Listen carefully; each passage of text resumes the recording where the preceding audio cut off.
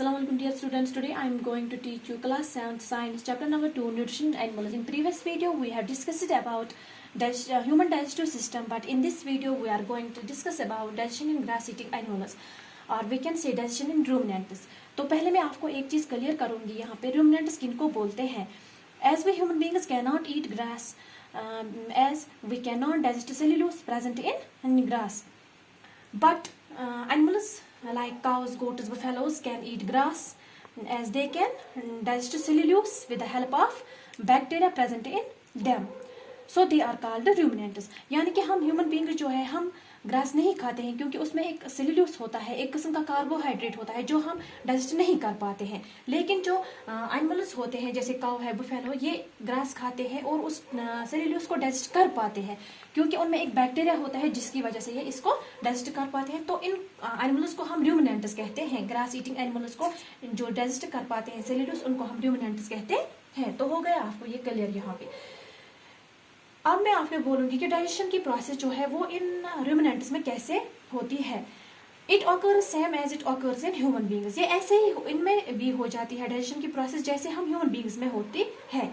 लेकिन जो human beings होते हैं उनमें एक स्टमक होता है, but there are 4 chambers of stomach in ruminants. लेकिन जो रूमिनेंट्स होते हैं इनमें 4 चैम्बर्स होते हैं.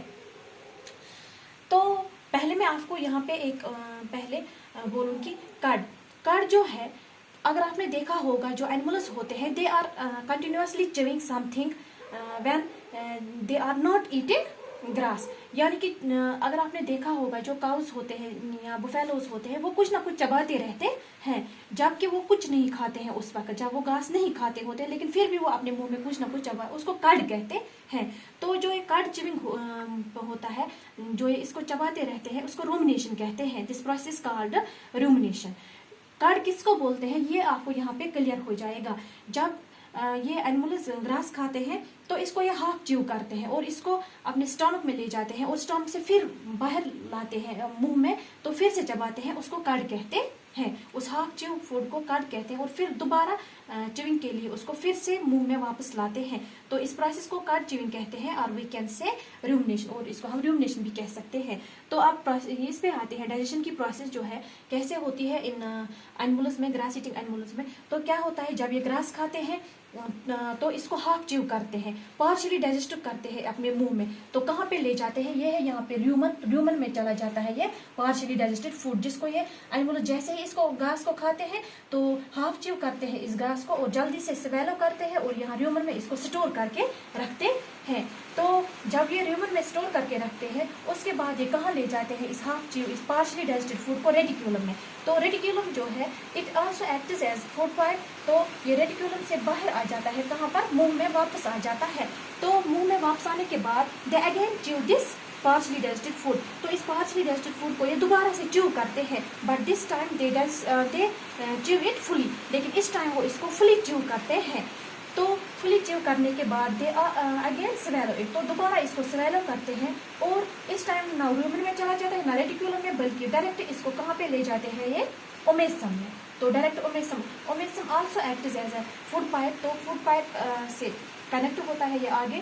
तो कहाँ पे ले जाता है इसको, डायरेक्ट इस फुली च्यूड फूड को कहाँ पे ले जाते हैं, ओमेसम में. तो यहाँ है ये ओमेसम. तो ओमेसम से ये फूड कहाँ पे फिर चला जाता है, एबोमेसम में, जिसको हम ट्रू स्टमक कहते हैं रूमिनेंट्स का. तो ट्रू स्टमक में चला जाता है, एबोमेसम में चला जाता है. यहाँ पर डाइजेशन की प्रोसेस इसी तरह होती है जिस तरह हम ह्यूमन बींग्स में होती है. कुछ गैस्ट्रिक जूसेस सिक्रीट हो जाते हैं, तो इस तरह से डाइजेशन की प्रोसेस यहाँ स्टमक में हो जाती है, एबोमेसम में हो जाती है और फिर यहाँ से ये कहाँ चले जाते हैं, स्मॉल इंटेस्टाइन में. This digested food goes to small intestine. तो स्मॉल इंटेस्टाइन में डाइजेशन की प्रोसेस कंप्लीट हो जाती है और उसके बाद ये कहाँ पे चला जाता है, ये फूड केकम में चला जाता है. केकम यहाँ पे एक पार्ट है, ऑर्गन है. तो उसमें क्या होता है, salts, it absorbs salts and fluids. It absorbs some fluids and salts. तो वहाँ से जो अनडाइजेस्टेड फूड है वो लार्ज इंटेस्टाइन में चला जाता है. जो ये केकम है ये लार्ज इंटेस्टाइन और स्मॉल इंटेस्टाइन के बीच में होता है. तो यहाँ से ये अनडाइजेस्टेड फूड जो होता है वो लार्ज इंटेस्टाइन में चला जाता है और फिर वहाँ से डाइजेशन की प्रोसेस हो जाती है. तो इस तरह से ये प्रोसेस हो जाती है डाइजेशन की रूमिनेंट्स में. अल्लाह हाफिज.